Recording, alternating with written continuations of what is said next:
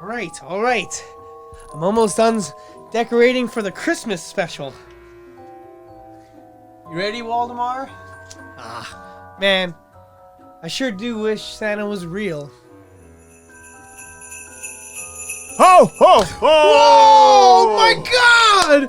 It's a Christmas miracle!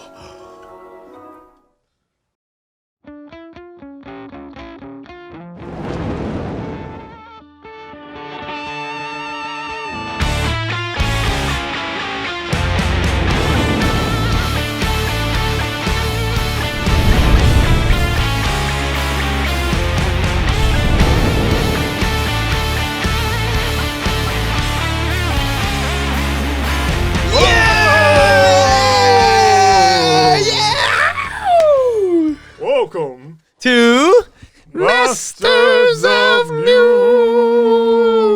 Music Podcast. Hello, I am Santa, And I'm Rudolph. and this is episode 21. Episode 21. I'm finally old enough to write my own Christmas letter to Santa. What would you like this year, little reindeer? You know, Santa, I would only really want three things. One being, I would love all our viewers and all of the newcomers to like and subscribe to our channel to help spread cheer and joy of the music and musicians and artists to the entire world and help grow our platform and to keep doing it forever. That's a good one. Is there anything else? Another thing is, I would love for our viewers to watch this episode with Scotti Hill. Yeah, I know Scotti. Yes, he's an amazing guitar player, lead guitarist of Skid Row. Hell yeah. Yes. Anything else would you like? Well, one more thing, Santa. It doesn't really snow much here in California, and that's okay. It would be pretty cool, though, to have Christmas on the beach. You got that, my little horny fella. It's that time, the merry kind, but to another beat. We hang the lights on palm nut pine. It's Christmas on the beach.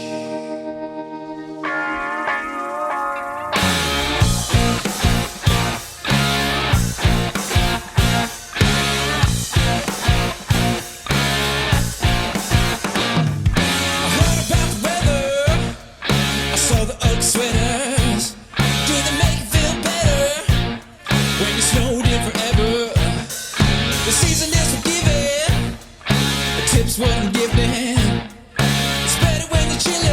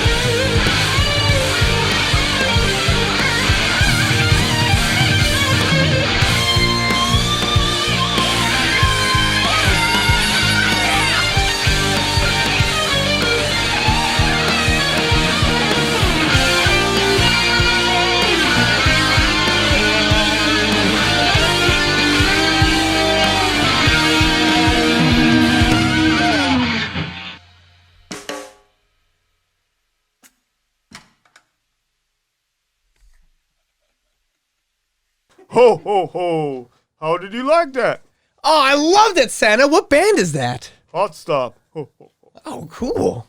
But we gotta move on because it's time for Scotti Hill!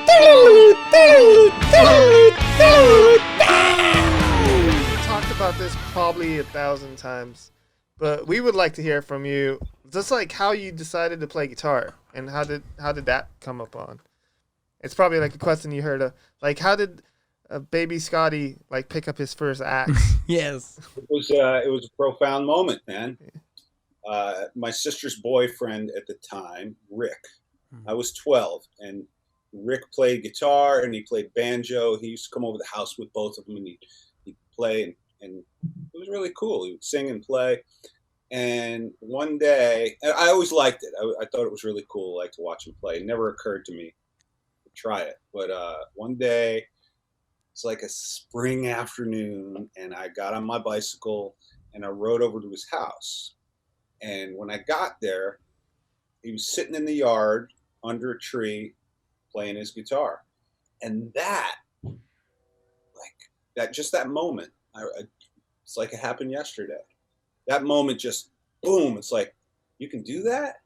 Like you can just put down what you're doing and go outside and just play like that? And it was like, wow. And I mean, I remember the bicycle ride home. I can remember riding under the trees and the way the light was flickering through the trees and the smell of the air. It was a really big moment for me. Wow. And I must have been talking about it because a few weeks later for my birthday, my sister had she gave me money for a month's worth of guitar lessons. Oh, Yeah. With a local guy. Yeah. And I mean, that was it. I didn't have a guitar. Rick lent me a nylon string classical guitar, and I went to Kenny for lessons. My month's worth of lessons, and first thing I learned was the E minor chord. Nice. You know, just 2 notes. I learned how to play it like that back then. I play like this now. But yeah, and just the basics. But I mean, I was hooked instantly. Just completely obsessed. Whatever else was going on in my life, which was probably like my little motocross bike and stuff, that was all done, and that shit all got sold to buy amps, guitars. You know, I sold the YZ80 by Music Man amp. My first guitar was a Yamaha FG 180. Ooh. Yeah, nice. And we bought that at Manny's in New York City. Damn. I don't know if you've ever heard of Manny's, but Yeah, I've heard of it, but I've never been there. very famous music store on 48th Street in New York City. Now, 48th Street between 6th and 7th Avenue was like Music Row in New York. It's all music stores. 3 stories high, a block long music stores. You go upstairs, go to a store, go upstairs, go to a store. And this was before Guitar Center, what we call mom and pop shops, you know? Yeah. And used stores, new stores. And Manny's was the place where everybody went. If Hendrix was in town, he'd go to Manny's. If anybody was in town, they go to Manny's. And it was very famous. Damn. 146 West 48th Street. I think it was 146. But yeah, so that's all gone now. You know, now we have Guitar Center where you can buy used guitars at new prices. Yeah. Yeah. Molested. Yeah. It's weird too. Like over there, I don't know what the price of the guitar is. I mean, they have prices, but you can haggle with them with different levels. You can be like, yeah, I don't have money for tax, and be like, oh, that's good. Like they'll find ways to just sell you a guitar. Yeah. Yeah. You know, in a lot of ways, it's convenient, and I go there and I buy stuff. But you know, if you take something down off of the wall, you know, you're lucky if it's got 6 strings on it. Yeah. Right. Broken strings and all fingerprints and nasty. And Yeah. Kind of a bummer. But yeah. So you know, the back to the original story. So yeah, I was 13. Yeah. Damn. And that was around 1977. And then we come to another big spot, another big moment was when I heard Eruption for the first time. Oh. And I've told this story a lot since Eddie passed away, but it was Greg Phillips' bedroom after school. He's like, we're listening to records. He's like, listen to this, check this out. And he puts Eruption on, and it was like, he said, this is a guitar. It's just a guy with a guitar. And I was like, wow, sounds like a keyboard, you know? Yeah. And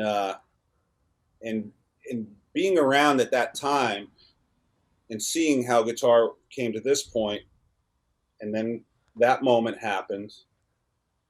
That was released. Eddie came out, Van Halen, and then what happened to guitar after that? Yeah. It was noticeable. Yeah. Even as a kid, you notice it. No internet or anything, just the guitar magazines. Everything changed. The sound of the guitar, the way the birth of the shredder. Yeah. So that was another big moment back in those days.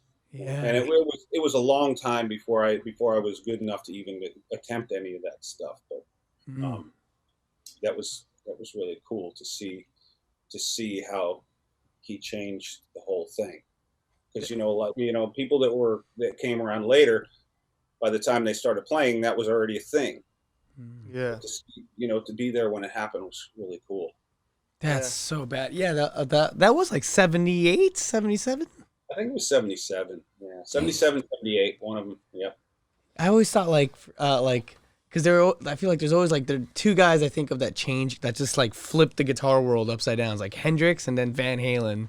Mm-hmm. And like Hendrix had I feel like Hendrix's Eruption might have been like the Star Spangled Banner. It's just like this big instrumental piece of just a guitar sounding like not a guitar. I remember hearing that when I was a kid, because I got 3 older sisters, and they were listening to contemporary music in the late 60s and early 70s, and hearing Hendrix Woodstock Star Spangled Banner, and my sister saying he's doing all that with the guitar, and it was like, wow, it sounds like a battle. Yeah. It's like war. Yeah. I didn't understand at the time the statement he was making, but man, it was a big statement, and it was a really powerful piece of music. Damn, that's so cool. Yeah, it's that Star Spangled Banner is like Vietnam, like his rendition of Vietnam. Yeah, Exactly. and what that was we were right in the middle of that. Yeah. It was on the news every night. I grew up watching that shit on TV every night. They how many deaths that day and stuff. And Oh wow. it was ugly. It was a really ugly time. Yeah. It's a beautiful protest. Yeah. Yeah. Absolutely. Yeah, and Eruption was like Van Halen's like, this is me erupting into the world right now. Like I'm gonna I'm just gonna blow the fucking lid off of this shit. Yeah. Yeah. Yeah. When I first heard it, I thought it was like an animal playing the guitar. Yeah. It just felt like The an animal. Wolverine. Freaking it's like it sounded sometimes like an elephant, and then it was just like running through the jungle. Like I was like, fucking crazy. Yeah. This is a good analogy. Yeah, it's insane, man. Yeah, really cool. Yeah, when we heard about the passing, we just like couldn't believe it. It was so fucking crazy. Like we did a rendition of a song for him. We're all lucky we've got to live in a time. Yeah. Mm-hmm. Live in a time with him. Yeah. We're living in a time because his legacy is going to be around long after we are. Yeah. Freaking absolutely. Yeah, it's like another Hendrix. Like I wish I was there during Hendrix. I was like, oh, or Stevie Ray or something. Yeah, I know. I saw Stevie Ray once up in New York State somewhere, and it was like a free concert. It was right after he came out. It was like in New Paltz, New York. It was out in the field, and he was badass. Damn. He was wearing mirrored shades. It was like daytime and stuff. Bam. So badass. It was so cool.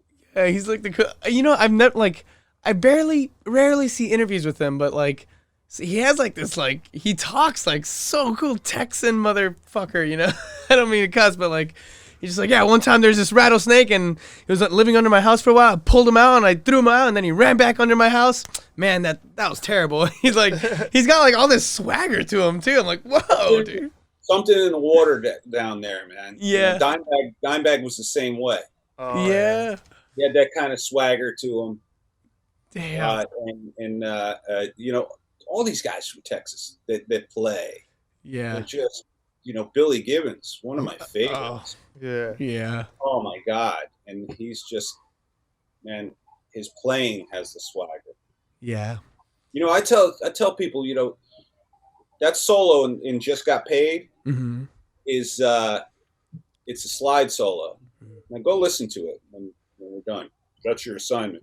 Yes. The solo is over 2 minutes long. Ah. Oh, It just wow. goes by and you're just like, it sounds like a baby doing like mumbling a story or something. It's got such a human sound to it. Uh-huh.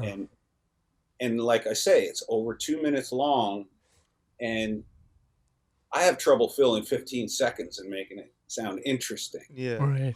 That solo is so brilliant and goes on for so long, and it's like, wow, Damn. it's just one great, and then it comes to just a big finale at the end. It's really spectacular.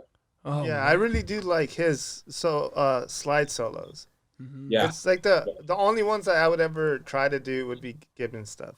I can't like make it sound as good, but it's the only ones okay, I can kind of get around the idea. There's other dudes like Derek Trucks. mm-hmm. Oh, yeah. Amazing, but like Oh yeah, I wouldn't even do his stuff because I like more of the Billy stuff. Right. right. It's more loose. Yeah, Derek Trucks, I mean, nothing against him, but his playing is so polished. yeah, Mm.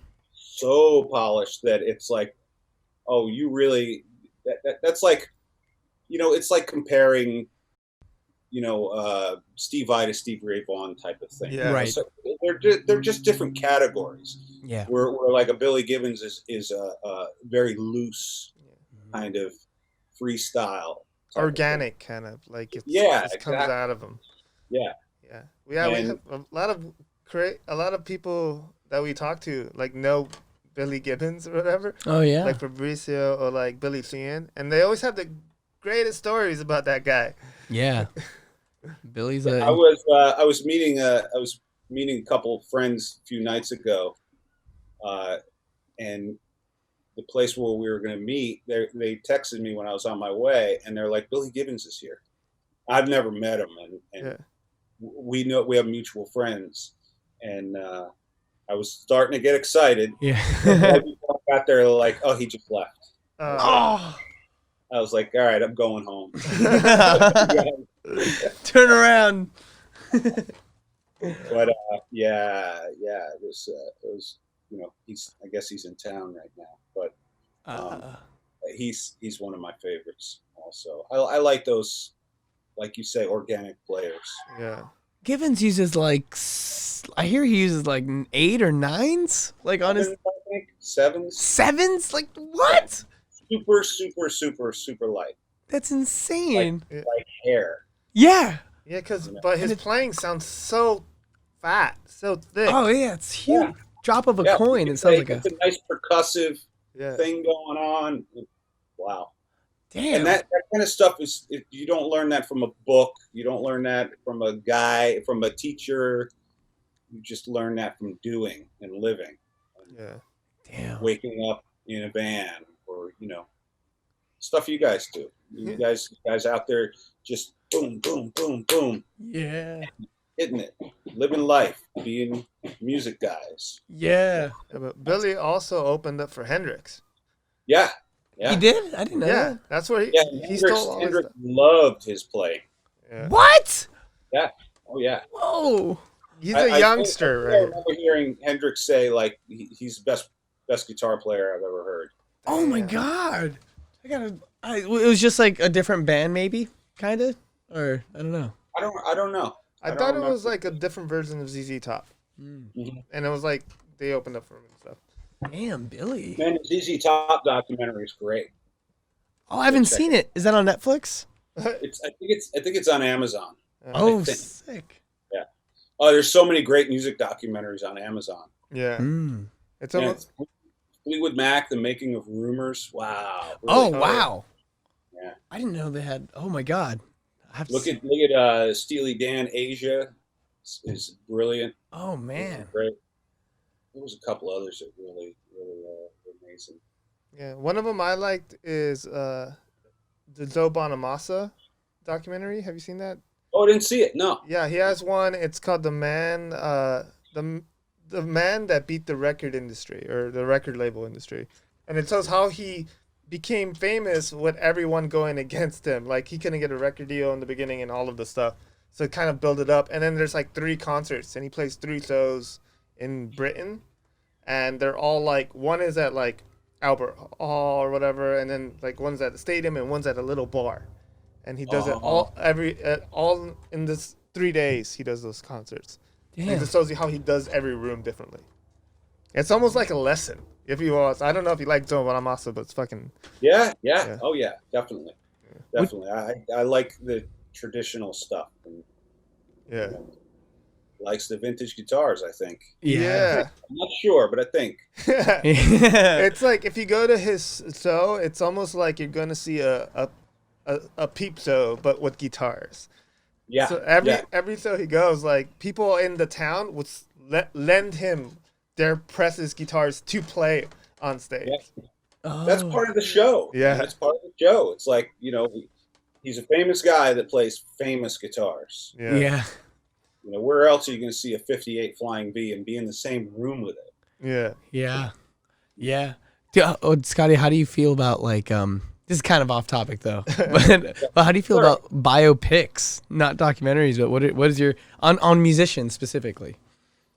I think they're cheesy. Really? Yeah. Waldemar thinks so too. Me too, kind of Yeah. as well, of course. They're Yeah, too clean. it's like, I'll tune in, I'll watch it, but there's always cushion there. There's always cushion or Hollywood or there's a love interest and they turn into a movie and Yeah. I don't like it.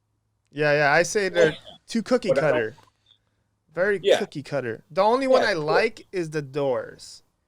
That's the only one that I like. It was a good movie. It was Yeah. it was a good movie. I don't know how true to life it was or any of that, but it was a good, well-made movie. I believe that was Oliver Stone, right? Yeah. And I Yeah, I just like it because of Oliver Stone and how he when he directs stuff, like the band The Doors is like, it's one of those bands that are like they take chances and stuff, and Oliver Stone does that too. So the Mhm. movie is not as cookie cutter as everything else. But if you watch like even the Queen movie, and I love Queen, I'm like Queen is way more rock and roll than that shit. Like I saw the Queen movie, they deserve a better movie than that. But Right. Yeah. it won Oscars, but Yeah. it could have been dirtier. But I think it. I don't think it was dangerous enough. Yeah, it needs to I be don't think it dangerous. went- That's the word. It didn't go deep enough into because, there's dark shit in there that they didn't go near. Yeah. Yeah. And there's always the scene where like, hey, what are those chords you're playing? Well, this is the chord that goes like this and this and this, and they have to dumb it down for the fucking audience. Yeah. If you're a musician or if it's what you do, I'm sure it's the same thing with movies about sports. Yeah. The athletes watch them and go, "That's fucking dumb." Yeah. That's some they. I don't know. It's just like, yeah, let's do this. Some of the shit. Yeah. Right. Yeah. Boom. Cut. Yeah. Right. And it's done. Yeah. Yeah. But that's some of that shit's hard to watch. Yeah. And then you take a movie like The Dirt, and I realize it was I don't even think that movie scratched the surface of what the hell was going on. Yeah. Right. I mean, all right, if those guys look like bad boys in the movie, I don't think the world is ready for the real stories. Yeah. They should be in prison. Like Yeah. that should be the fucking movie. Like, Yeah, that's just because they look like Boy Scouts in that movie. Yeah. I didn't even want to watch that movie. Haven't even seen it yet because of that. Like for me, it should have been more like, what's the name of that? What's the name of that movie? An Oliver Stone movie with Woody Harrison. Oh, the Natural Born Killers. That Natural should Born be Killers. the dirt. Natural Born Killers is more like the dirt than the dirt. Yeah, exactly. That's how Yeah, fucked. Fear and Loathing in Las Vegas is more like the real dirt. Yeah. Yeah. But it was kind of a cartoon like caricature like. Right. But like I said, man, there's no way you could have an R-rated movie about Motley Crue. Yeah. Yeah. Oh yeah. R rating is might as well rate it G. Yeah. So yeah. Yeah, it has to be NC-17 or fucking XXX or Yeah. some fucked up thing that Yeah, Yeah. totally. you can't even watch. Yep, full on Pornhub. Yeah. Grubhub, Pornhub, and that would. I mean, I would love to see that. Yeah. Yeah. Yeah, it's a snuff film. Like it's on the black market. Yeah, That's the only way. So biopics, I guess they're kind of fun. Yeah. You brought up The Doors. I'm like, I thought The Doors was a good movie. Yeah. Yeah. I'm not a fan of The Doors though. I don't like. Oh, really? Yeah. I'm one of those guys that's like, no. Ah, interesting. And I mean, you walk in a room, people throw rocks at you for saying that shit. Yeah. Yeah. It just doesn't excite me. Damn. Damn. Yeah, I would have hated to be in a band with Jim Morrison. Oh, wow. Yeah. Yeah, I don't think it would have been fun. Yeah, so the biopics, but I do like the documentaries. Yeah. Documentaries are cool. Yeah. Yeah. When they put up the put up the 24 track and they start riding the faders and you're hearing, wow. Yeah. Listen to Michael McDonald's background vocals on Peg. It's fucking cool, man. Yeah. Oh yeah. In the Steely Dan one, the guitar solo to Peg, which is brilliant. They had like 4 or 5 different guys play it. Oh, and do wow. their own version of it, and they picked Yeah. the one they wanted, and they wound up going with I think it's Jay Graydon. Oh, wow. And but there were a number of different guys that played that, and you get to hear parts of that. Oh, cool. What it would have sounded like. Yeah. Really cool shit. That is really cool. That's an interesting way to do it, too. I mean, like, fair Yeah. game. Yeah, sure. Yeah. Yep. What works for the song, but they are so different. They're all so different. Yeah. Man. Yep. Oh, wow. Damn. Really cool. I've yet to find the right, I mean, or maybe I'm just not finding it, but like the right Hendrix documentary too. Like I don't think I've seen a couple of them, Yeah. but I feel like maybe they're more just like historical events, like, and this is when this, I don't know. Yeah. I Yeah, don't- there's a lot of stuff out there, but a lot of it's just the same footage, and a lot of it's not really credible, and a lot of it's just not done well. You're right. I haven't seen one. I haven't seen one that really blows my mind. And I'm not sure, but were they doing a biopic about him? they did a couple, and like the second one was with Andre 3000 called All Is By My Side. Right. And it was, I'll say this 100 times, it was garbage. It was bad. I wouldn't even watch. Yeah. They didn't even use the music. Oh yeah, they didn't have the rights, so it was rough. Yeah. Yeah, that whole Hendrix estate thing is really weird. They give rights and then they take them back, and then Yeah. And then they're doing it with there's a David Bowie one that we've been talking about. Oh yeah, Stardust.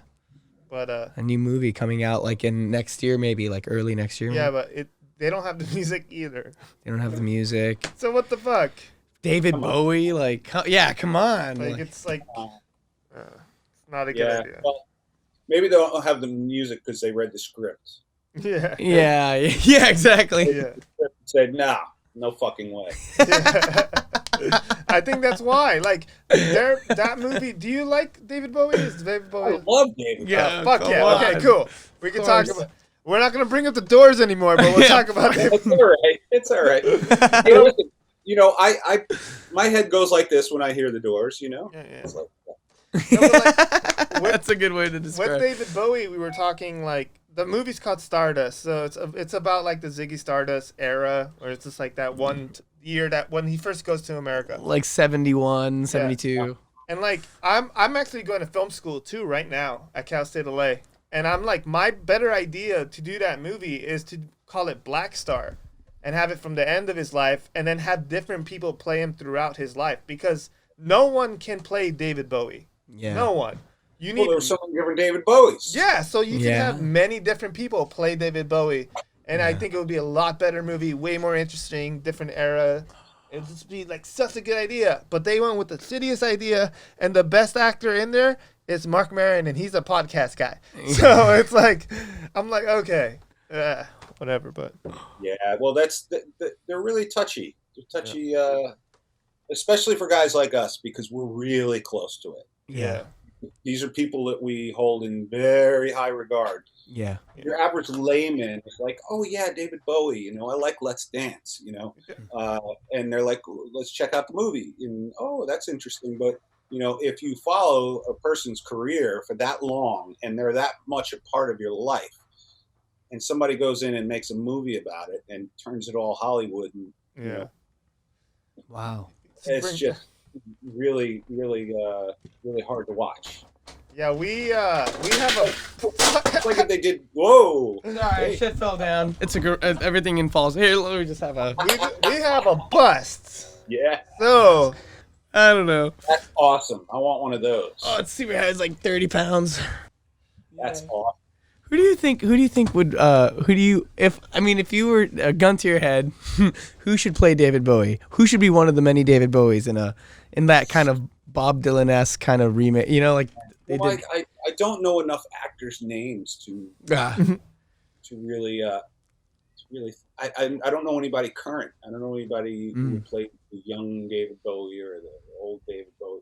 You know, if I sat around thinking about it, or if somebody made a suggestion, I'd be like, yeah, that's the one. Yeah.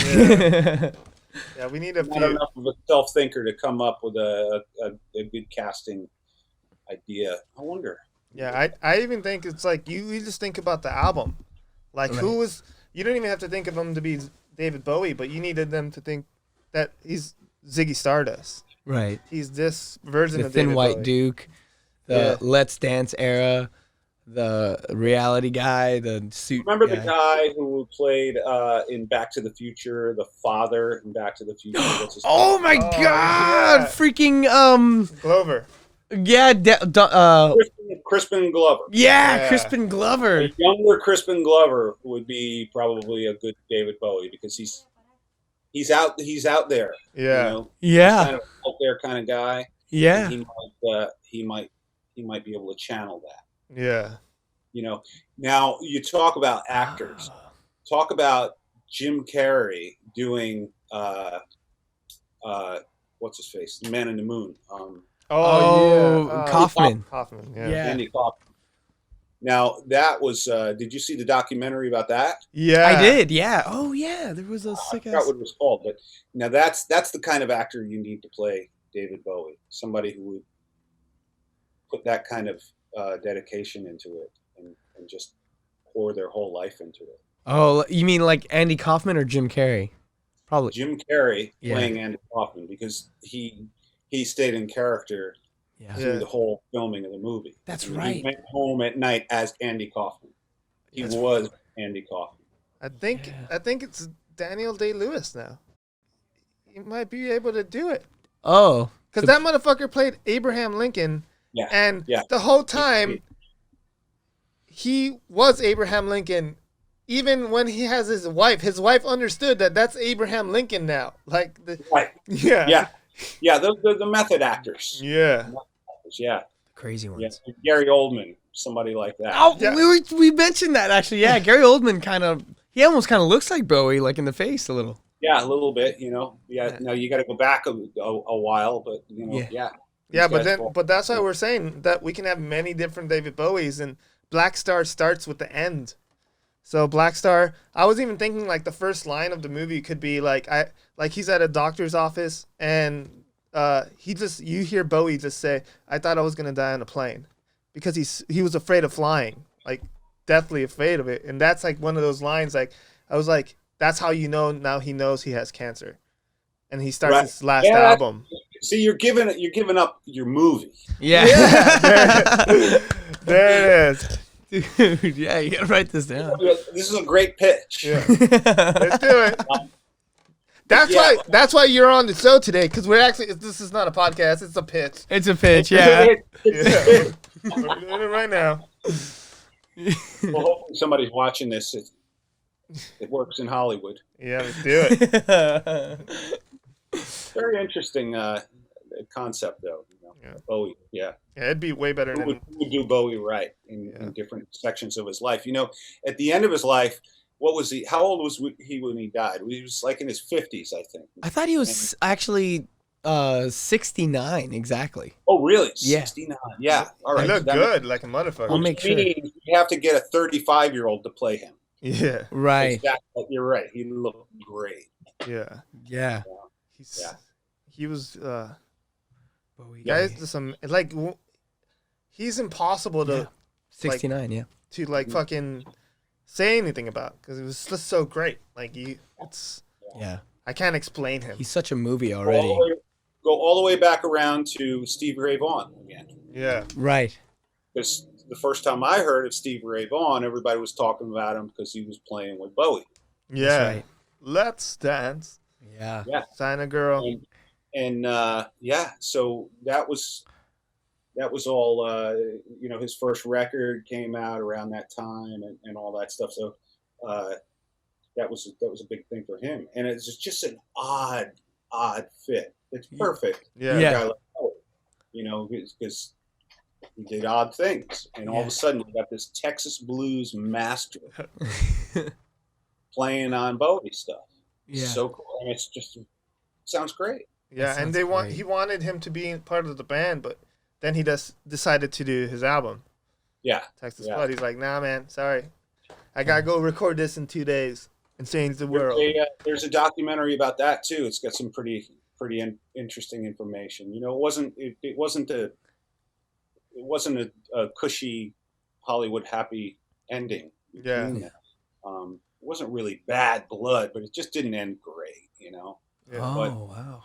But Steve Ray Vaughan went on to do what he wanted to do, and it was good. Yeah, Yeah. yeah. Right. Steve, For us. Yeah, thank God. yeah. Like, Thanks, Stevie. have you seen the Monterey Jazz thing? The DVD set there is. No. Because they have the 2 shows. He played there twice, and the first time. He's is got it like a beard with a hat? No. Yeah, it's the first time that he played. I think it's Monterey Jazz Fest. I think so, but Maybe. he plays it, and they boo him throughout the whole set. He comes back a year later, and they're just standing ovation. Same fucking set. He doesn't stop. He does not pay attention. They're just booing him the whole time. Yeah. And then you just see him the next year he comes back and standing ovation. People just love him. Oh, you said they were booing him? Yeah, they Yeah. were booing him throughout the whole show. The first, because it was a jazz festival, and then this Texas blues guy came and just did his set like he does it. Yeah. Because nobody told them they were supposed to love it. Yeah. Yeah. Yeah, exactly. And then when he came You back, Boom. gotta tell people what they like. Oh, Yeah. Scotti Hill. Phew, that's a shirt right there. Gotta have like, or something. Oh, it's Really? beautiful. Sure. This is what you wear now. This is what you like now. Yeah. That's it, man. Damn. So yeah, he was booed, and then a year later, he got a standing ovation. Of yeah. course. Once he got famous, they didn't know who the fuck he was, and fucking the performance I think was better the first time. Yeah. Like, you watch it, he just goes after it. He doesn't stop. He does not even care that they're booing him like crazy. He just Well, and that'll you know, certain people that'll give them fuel. yeah. Yeah. You know, I've been in that situation before. You know, on a bill in South America with other bands that we didn't fit in with, and they hated us. That crowd hated us, and threw everything that wasn't bolted to the floor at us.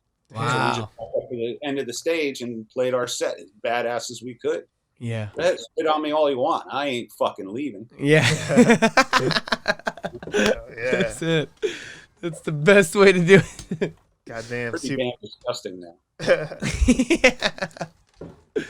Damn. Do you have do you remember a favorite kind of gig, a favorite kind of place, or I don't know, a favorite show, tour? There's a few of them. Right. Those early Castle Donington Monsters of Rock shows were Oh, nice. incredible. We did one when I think Iron Maiden headlined. We did one when Metallica headlined. Those were in the early '90s. Those are so cool. And that's we know that festival is Download now. Yeah. But it used to be called Monsters of Rock, and it's at the Castle Donington Speedway. Mm. And we played there last year, I think. We come back every once in a while, but it's now it's like it was one stage one day Right. back then, and now it goes on for 3 days, and there's stages everywhere. Wow. It spreads out for forever. But those were big ones, and then also playing Saturday Night Live was a pretty big deal. Oh yeah. That was a very unreal experience. Like, wow, because I grew up watching that shit when John Belushi was on there. Yeah. Yeah. And then all of a sudden you're there, like, wow, this stage is really small. It's really, really small, Yeah. but it looks big. Yeah. Yeah. I watch our performance, and I'm like, it looks big, but it's tiny. Yeah. Yeah, and they Do you guys- close you in. It's like walls on it. It's not. It's like a room. It's open in the front, but it's Yeah. kind of closed on the sides. And then if you're standing on the stage, to your left, if you're looking at it to your right, that's where the band is, Yeah. and where they do the monologue and all that. And then all around that are the other sets that they use throughout the show. But the whole that's like a week-long experience of going up there and meeting people and rehearsing, and you go up there for a few rehearsals during the week, Oh wow. and you feel special. Yeah. Absolutely. Everyone's watching on a Saturday night. And Rockefeller Center. Oh, it's live. That's right. Yeah, and it's Well, you do a dress rehearsal uh-huh. in the early evening, and then right after, and they run it exactly in real time, full dress rehearsal in front of an audience, and then they do the live show. Damn. I imagine the sound was pretty rough. Is it hard to kind of hear? Actually, the sound was really good. Oh, okay, cool. The sound was really good because it's a pro deal. It's pro not- as hell. It's not like going and playing on a small stage down the road at Joe's, Right. where the monitors have been kicked in 1,000 times. Yeah. It sounds good up there, and they do it right. Yeah, Right. they've been doing it for almost 50, 40 years. They've been I doing it know, for a long forever. time. A long time. Yeah. Yep. They've been through their ups and their downs, and the history in there, and the people that have played on that stage, and that's all goes through your head when you're doing it. Yeah. Yeah. Oh Like, yeah. wow, this is where so and so stood. This is where Prince stood. This is where Yep. whoever. Yeah. Yeah. Lady Gaga. Lady Gaga. Lady Gaga. Yeah. Lady Gaga. Yeah. Lady Gaga. Wait, is that when you played Piece of Me? No. Yeah. Yeah. Yes, I love that freaking performance. We were going to play Riot Act, but they didn't want us to play it because there's a line that says "pissing down your back." They didn't want that on TV. It's like, all right. It sounds romantic to me. I don't know. Yeah, it's beautiful. If that's your thing. The final five. Number Okay. 1. What is the most important piece of gear or secret weapon while on tour or in the studio? Final 5.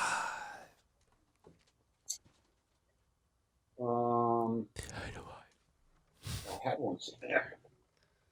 It puts those in. Maybe this. Tube Screamer! Yeah! Ibanez! No way! Got it. Brendan, throw me the tube.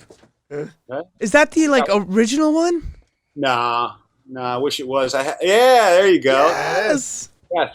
And this is the Way Huge version of it. Ah. The Green Rhino. Oh, wow, Oh, that's yeah. the name of it. Which I love. I love this thing. It's like this with more. Ah. Oh, awesome. Yeah, I always felt like it needed a little more. This is the squeal. Yeah. Mm. And then I'll even give you my settings. 2 o'clock. 2 Everything o'clock. at 2 Yeah. o'clock. Everything at 2 o'clock. 222. Make a wish. Yep. That's badass. Damn. Yeah. That's the one with. That's a good piece of gear. Yeah. That's a lot of times that's my pedal board right there. Yeah. Oh wow. For leads and rhythm, or just leads? Turn it on and go. Just turn it on and go. Yeah, no looking Yeah, back. It's great tone. Like that's like if I don't have like I need that and maybe a wall pedal, and I'd be fine. Yeah, wah pedal's great. But Yeah. my problem with a wah pedal is if it's there, my foot's usually on it. Yeah. It's like the 100% pedal. Yeah. It's like, wow, I'm playing at 70% and I just can't get past it. You click that and you're at 100%, just like that. Yeah. It always makes you sound good. Yep. Yeah. That's amazing. Okay, number 2. Number 2. What is the most memorable or crazy story from the road? It doesn't. It could be memorable or crazy or both. I'd say between 1988 and 1995. That's actually a great answer. That's pretty much, yeah. Wow, dude. Memorable moment. I mean, Jesus, where do I begin? I mean, there's not enough time. There's not enough brain cells left to even remember. even remember. Yeah, I mean, there's a lot of shit that's just gone. Yeah. But yeah, I'll stick to my first answer. Yeah, that's perfect. 88 and 95. Yes. Hell yeah. Oh, to be a fly on the wall in Scotti Hill's tour bus. Okay, number 3. I've been wanting to ask you this actually for a while, Scott. What are your tips for songwriting? Songwriting. Yeah. Well, I'm not known for my songwriting, although I do write songs. And actually, if you know any good tips, probably send them my way, because I suffer through songwriting. I suffer through it. Like writing lyrics is just slow and painful, and rewrites and rewrites and rewrites. Yeah. And and then I'll turn on the radio and I'll hear something. I'll go, oh my God, does my stuff suck as bad as that sucks? Oh yeah, right. Yeah. And then I'll go back and rewrite it again. But I think honest songwriting is a good place to start. A lot of people will write things for the reason of selling it. Oh, this is not commercially accessible. They'll find a way to say it without sounding like such a douchebag. But you have to write honestly, and different arrangements. Do something different. Don't do the same thing everybody else does. Don't use the same cliches everybody's used. I mean, geez, I hear people rhyming shit that's been done 1,000 times. It's like it was almost supposed to be written that way. It's like original thought. Yeah. Yeah. And that's why I suffer over it, And I've never released anything because it's all in there, and it's like, I don't know, is it any good? It's probably amazing. Yeah, maybe it's all right. Oh, please Dropbox it. I played it for somebody once, and they liked it. So. Yeah. That's all you need. All you need is one. Yes. Yeah, I don't know. Yeah, I'm the guy who needs the advice. No, that was awesome already. I mean, honesty and just, oh my God, originality, because there is none of that right now. Well, formula writing it's not up my alley. Right. There's these writing circles of songwriters, and they get together and they're like, what are the kids gonna buy? Yeah. Seriously. And it's just fucking garbage. Yeah. Yeah. Candy.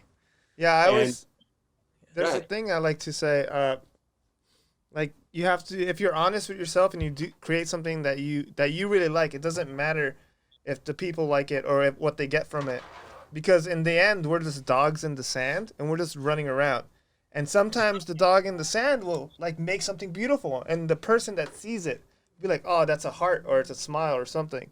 But we're just dogs. Just let us write. We just do our work, and then let them. I've just become a fan. Yeah. I love that. Yeah. That's cool. So awesome. Yeah, it's we all want to be successful. We all want to make money. Yeah. What do you have to do that? Yeah. And if you take a great song and give it to somebody who is not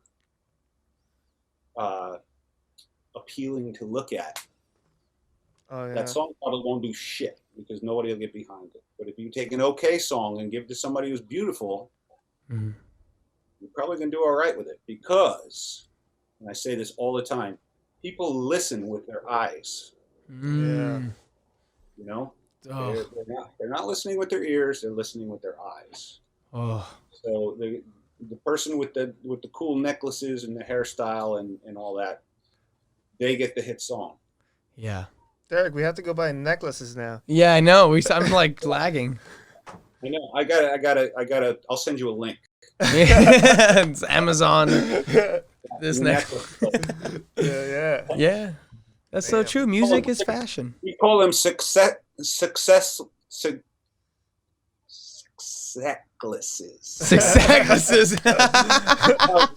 for that one, man. Reaching for that. Woo! Yeah. Necklace. Yeah. We'll edit it. It'll come out perfect. That's amazing. Wait, that should actually be a brand. Damn it. We just have to figure out how to say it first. Yeah. Oh, okay. That's amazing. Okay, number 4. Yeah. This is you. Oh, okay. What is your favorite lick or technique that has helped your playing?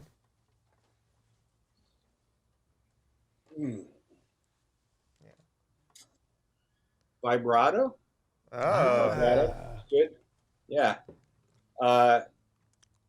There came a point in my playing, and I met a guy named Lenny Hayden. Became friends, and he's a great guitar player. And he had this feel that was incredible. And I think at that point I was doing what I call pressing buttons. Just playing the notes and pressing the buttons. And he had this incredible vibrato, and he would twist the strings, and he would twist a whole chord, and he actually taught me how to do it. He's like, "Oh, you got to make it sing. You got to make it sing, make it sing." And I started learning it, and it's something that it's like you don't, and you guys know this, but the layman might not know. It's not something you go, "Okay, I'm playing a note now. I'm going to add vibrato." Yeah. Right. It's like, no, it's when you're speaking and you want to express something, Yeah. you change the tone of your voice, so you push it, and that's how you use vibrato. You use to express notes, and pour it on thick or just a little bit subtle, and it just adds so much to your playing. Yeah. And a lot of people have like the springy vibrato, and it sounds like a spring popping out of a clock, and Yeah. things like that. It's not what I would call it's not how I would do it. Yeah. It's not like I wrote a book on this shit, but it was something that I had to learn how to do. Right. And I noticed that when I started doing it, I started getting calluses on different part of my finger. Ah. Yeah. It was more over to the side rather than the tip. I was like, "Oh, that's interesting," Damn. And then it was like Lenny used to call it spinal vibrato. It starts in your spine, strength, spinal vibrato. So yeah, Damn. it's like twisting. Yeah. Wow, I always say that it's like your voice, your vibrato, because you'll say the same thing somebody else says, but if you listen to you or you listen to B.B. King or Jimi Hendrix, completely different people. They can play the same lick, but the vibrato is different. So that's it. Yeah. Oh, that's so perfect. Yeah. And you talk about B.B. King. I couldn't do that vibrato if you held a gun to my head. I've tried. I don't know how he did it, and it was I wish I could do that. Yeah. It's almost like it was so good. It's like you have to be like a shredder. Like a shredder version of vibrato. He was so badass at his vibrato. It's almost like he was shredding. Like it's like Steve Vai couldn't do it. Like the Steve Vai vibrato is fucking. Well, it's interesting is I think for the first time in the history of talking and language, linguistics, the first time that Shredder and B.B. King have ever been used in the same phrase. That's it. It's true. Nothing. I mean, he was a shredder in his own right, but to call him a shredder would be an insult. Yeah, exactly. I understand that vibrato, man. It's something different. Yeah. It'll take hours and thousands of hours to even try to even get close to it. Like Right. this. Nobody taught him how to do it. He just started doing it. Yeah.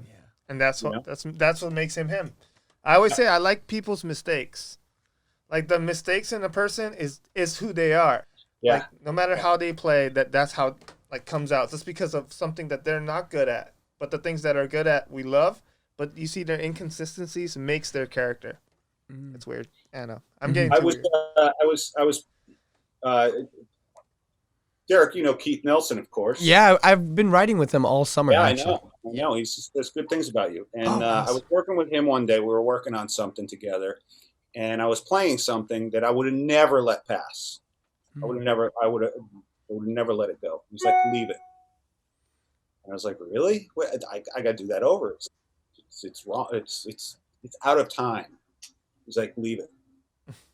And then I left it, and now I go back and hear it. I'm like, I couldn't hear it any other way. Couldn't hear it any other way. Wow. And that's something that he has a skill for. He can hear those things that have the human touch to them, the non-button pressing thing. Yeah. Yeah. And he has a skill for picking those out and keeping them. Oh, And, yeah. That's so it. That's good stuff.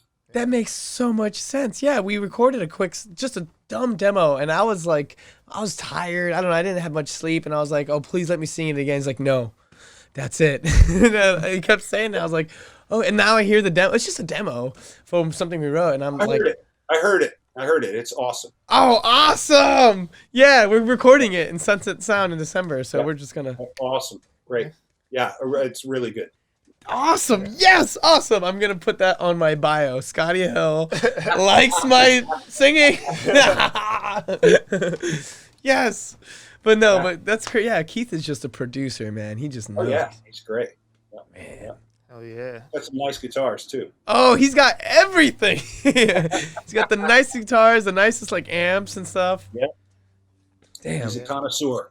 Yeah, he's got like a $300,000 guitar, and yeah, I'm like, oh, it's a 58 or something. I'm like, oh my god. Yeah. Yep. It's hard for me to pay rent. Yeah, I know.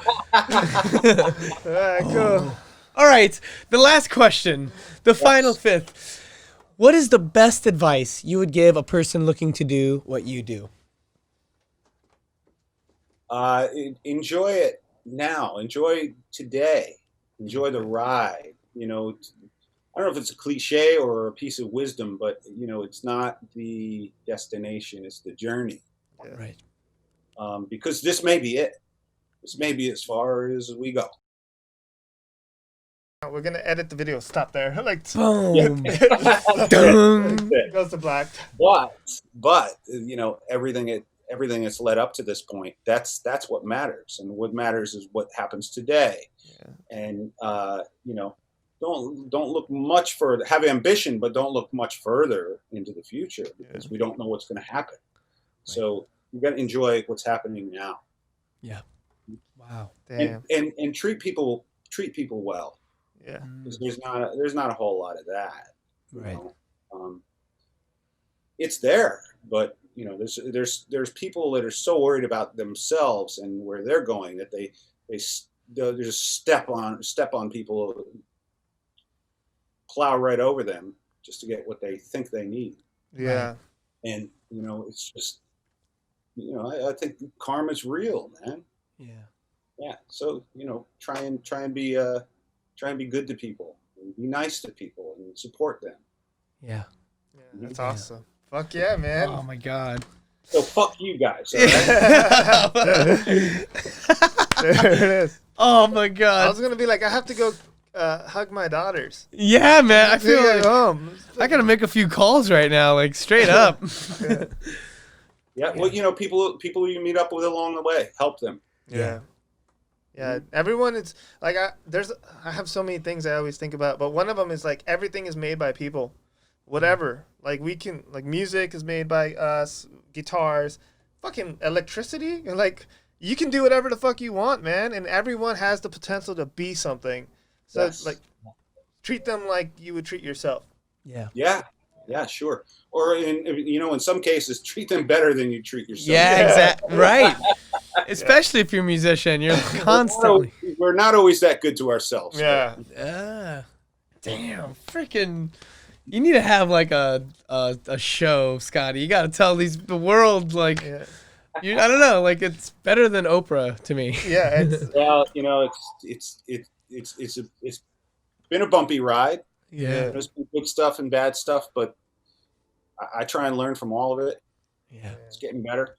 yeah. It's getting better. You have to admit, it's Zen getting better. Today with Scotti Hill. Yeah. The Zen Today podcast. Yeah.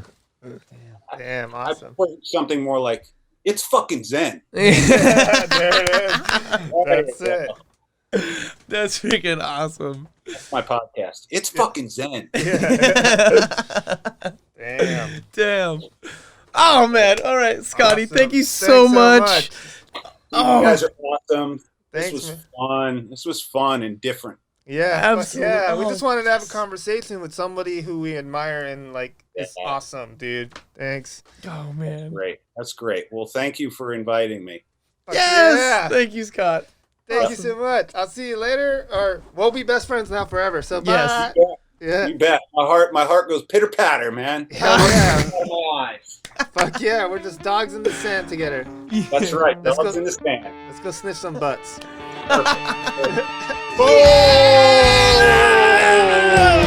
That was badass. Thank you so much, Scotty Hill. I had such a ball. Yes, you are awesome. Thank you.